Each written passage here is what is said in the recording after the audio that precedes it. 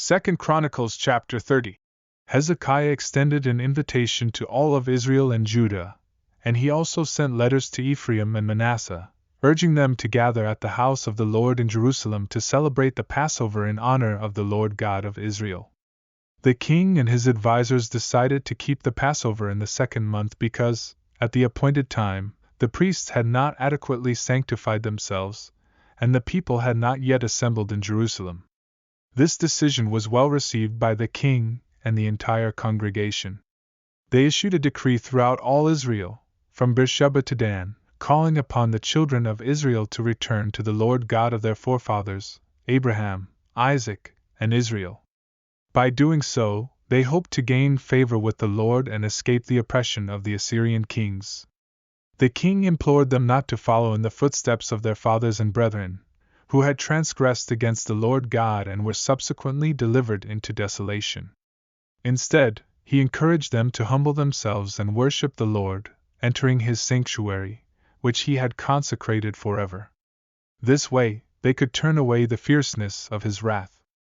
Hezekiah assured them that if they turned back to the Lord, their brethren and children who were in captivity might find compassion, allowing them to return to their homeland.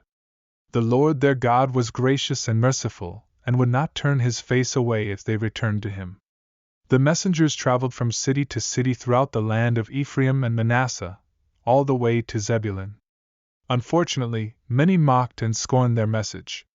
However, some individuals from Asher, Manasseh, and Zebulun humbled themselves and journeyed to Jerusalem.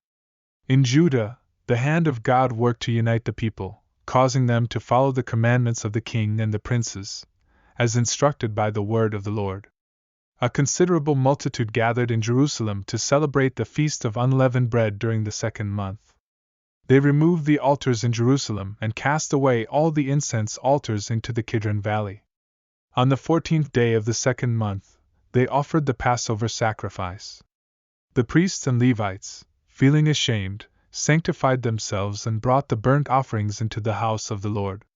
They followed the law of Moses meticulously, with the priests sprinkling the blood.